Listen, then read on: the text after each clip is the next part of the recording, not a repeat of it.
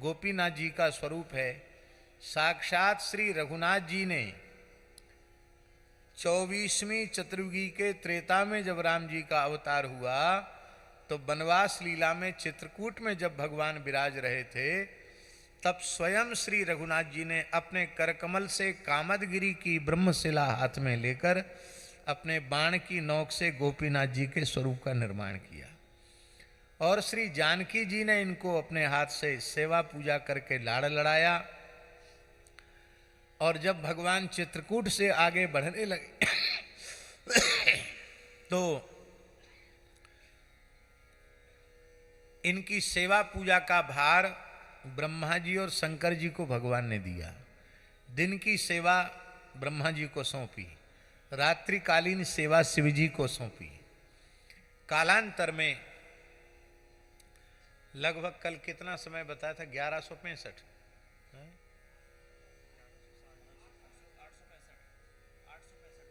865 लगभग 865 वर्ष पूर्व जब जगन्नाथपुरी के महाराज लांगुला नरसिंह देव थे, उसमें ईस्वी 1160 में वो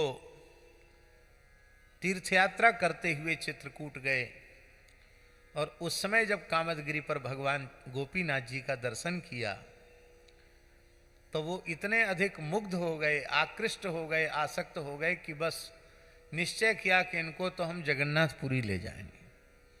महारानी परम भक्ता थी, दोनों ने भगवान की उपासना की, अन्न जल त्याग दिया। उस समय ब्रह्मा जी शंकर जी ने प्रकट होकर दर्शन दिया, बोले इनकी सेवा तो भगवान ने हमको सौंपी है, आप कैसे ले जाओगे, हम भगवान से पूछते हैं।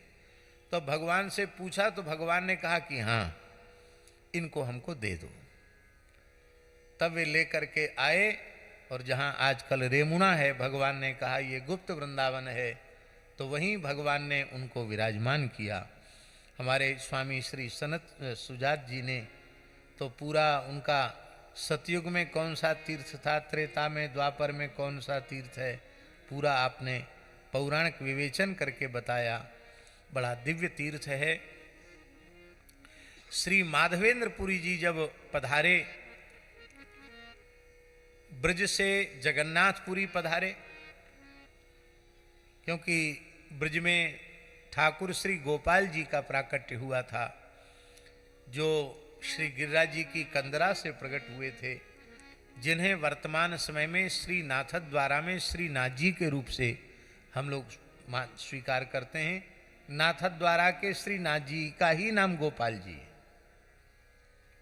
तो श्री नाथद्वारा के प्रकट हुए माधवेंद्रपुरी जी, और माधवेंद्रपुरी जी को भगवान ने आदेश दिया श्रीनाथ जी ने कि बहुत दिनों तक गिरी कंदरा में रहने से हमारे शरीर में दाह होता है, उसकी निवृत्ति के लिए आप जगन्नाथपुरी जाओ, वहाँ से मलयागिरी चंदन और कर्पूर लेकर के आओ और संपूर्ण मेरे श्रीअंग में उसका लेप करो, जिससे मेरा दाह शांत हो जाएगा, जलन शांत हो जाएगी। और आप वहाँ से लेकर के जब चले हैं तो यहाँ रेमुना में आकर के आपने विश्राम किया। भगवान का दर्शन हो गया था, अनवसर हो गया था, शयन आरती हो गई थी, और आप आज भी वो स्थल है जहाँ माधवेंद्रपुरी जी की समाधि है, वहाँ आकर घनघोर जंगल में माधवेंद्रपुरी जी विराजमान हो गए। दिन में कहीं भिक्षा नहीं हुई थी, तो भगवान ने पुजारी को स्वप्नादेश दिया। महाराज जी स्वप्नादेश दिया कि हमारे अत्यंत प्रिय भक्त श्री माधवेंद्रपुरी स्वामी जी पधारे हैं और उनकी भिक्षा नहीं हुई है, वो भूखे हैं, उनको तत्काल जगा कर कुछ खिलाओ। उन्होंने कहा यहाँ जंगल है, यहाँ क्या व्यवस्था है, हमारे पास कोई व्यवस्था नहीं है। तब भगवान ने कहा 4 भांड ना, कितने, एक भांड। अब तो छोटे छोटे भांड हो गए, पहले बड़े बड़े भांड थे। तो एक भांड हमने क्षीर माने रबड़ी जो है, भगवान बोले अपने पीताम्बर में हमें चुरा के रख लिया उनके लिए, वो आएंगे वो भूखे होंगे, तो मंदिर खोलो, स्नान करके पुजारी ने मंदिर खोला, देखा तो भगवान की पोशाक में भांड छिपा हुआ था।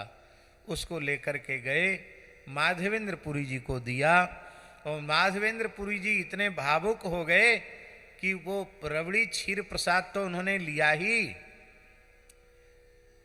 वो उस मिट्टी के पात्र को भी वो पा गए, मिट्टी के पात्र को फेंका नहीं, क्योंकि प्रेमास्पद प्रभु के द्वारा प्रदत्त वह दिव्य वस्तु है।